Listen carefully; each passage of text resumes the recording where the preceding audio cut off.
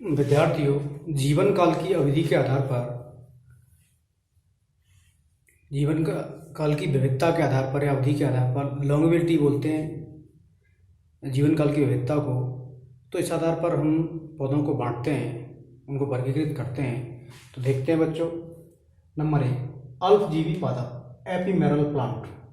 अल्पजीवी पादप ये वास्तव में इनका जीवन काल कुछ सप्ताह का होता है या 1-2 माह होता है अधिकतम। तो इनका जो जीवन काल है अर्थात इनका जो ग्रोइंग पीरियड है, वृद्धि काल है, वो अल्प होता है और कुछ समय में ही अपना ये बीज अंकुरण, पुष्पन, फलन, कायक वृद्धि कंप्लीट कर लेते हैं और एक पीढ़ी के बाद दूसरी पीढ़ी चलते रहते हैं।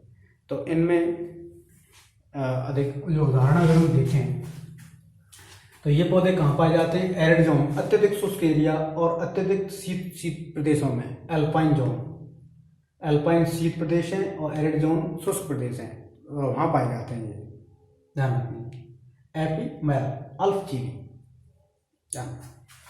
अब एक वर्षीय पादप एनुअल पौधे। एनुअल पौधों में क्या रहता है आप जानते हैं, ये एक वर्ष या एक वर्ष से कुछ समय में ही अपने जीवन काल को पूर्ण कर लेते हैं। तो इन्हें भी वास्तव में देखा जाए एक तरीके से अल्पजीवी पादपों को भी, इन एक वर्षीय पौधों में भी कुछ उदाहरण ऐसे हैं जिन्हें कहाँ रख सकते हैं? अल्पजीवी उदाहरणों में। लेकिन क्यों नहीं रखते? क्योंकि उनका जीवन काल 1 वर्ष से कुछ ही कम है, इस वजह से उन्हें 1 वर्षीय में रखते हैं। तो ध्यान रखें, 1 वर्षीय पौधे एनुअल पौधे जिनमें पुष्पन, बीज अंकुरण, कायक वृद्धि, ये सारा एक ही वर्ष में या 1 वर्ष की कुछ अवधि में ही पूर्ण हो जाता है। तो इनमें वृद्धि काल कुछ समय का रहता है।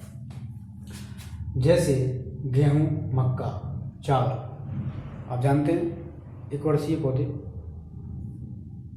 द्विवर्षीय पादप बाइनियल, इनमें क्या रहता है? 1 वर्ष में कायक वृद्धि होगी और दूसरी वर्ष में क्या होगा? पुष्पन, फलन होगा।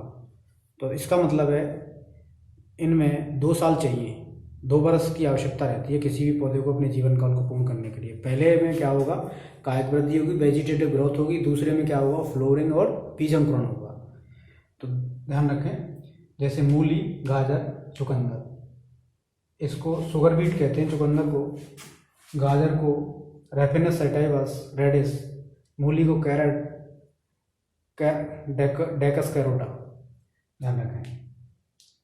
बहुवर्षीय पादप, बहुवर्षीय पादपों में क्या क्या रहता है कि ये पादप, इनका जीवन काल बहुत लंबा होता है और ये काफ़ी लंबे समय तक जीवित रहते हैं। तो इनमें आपको उदाहरण मिलेंगे, बरगद है, पीपल है, बरगद, पीपल, और इसके अलावा एक कैरिसा जिसे करौंदा कहते हैं, करौंदा, और एक है कैलोट्रोपिस, आकड़ा। ये क्या है? छुप हैं, छुप भी कैसे हैं? बहुवर्षीय।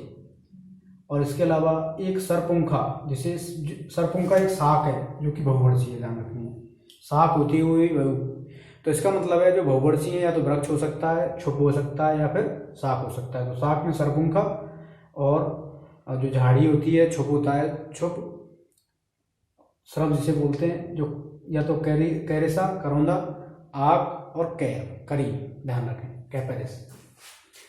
और अब इनको हम 2 भागों में बांट सकते हैं, ये बहुवर्षीय पौधे। कुछ पौधे ऐसे रहते हैं जिनमें जीवन काल में एक ही बार क्या होगा? बीज बनेंगे। तो बीज बनेंगे तो पुष्पन होगा। तो इसका मतलब है पुष्पन की फ्रीक्वेंसी या आवृत्ति के आधार पर ये पौधे 2 भागों में बांट गए हैं। एक है सकृत फली मोनोकार्पिक, एक है बहुकृत फली पॉलीकार्पिक। पॉलीकार्पिक में जीवन में कई बार पुष्पन होगा, कई बार बीज बनेंगे, और जबकि इसमें मोनोकार्पिक में जीवन में 1 बार होगा। जैसे एविल, पाम, केला। और बहुकृत फली में क्या होगा?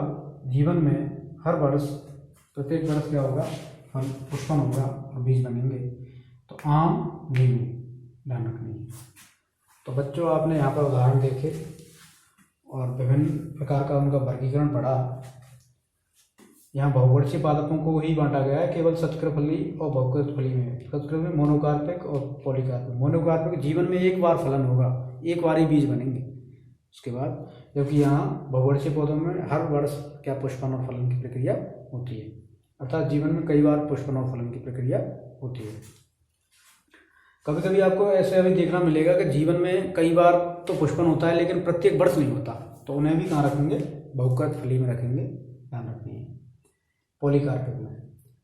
अब आप समझ चुके हैं कि प्रत्येक की विशेषता क्या है, उदाहरण क्या है। अल्पजीवी, एपीमेरल, एक वर्षीय, एनुअल, गेहूं, मक्का, यहाँ एरिड जोन में। हाँ, अल्पजीवी के उदाहरण ध्यान रखें, मोलिगो जो 10 से 15 दिन जीता है और अरेबिडोप्सिस जो से 20 से 28 दिन जीता है, इनकी जीवन काल इतना ही। ध्यान रखें, मोलिगो कंप्लीट कर लेता अपने जीवन काल को और अरेबिडोप्सिस कितने 20 से 28 दिन में पूर्ण कर लेता है। तो बच्चों इस टॉपिक को यहीं समाप्त करते हैं। Thank you.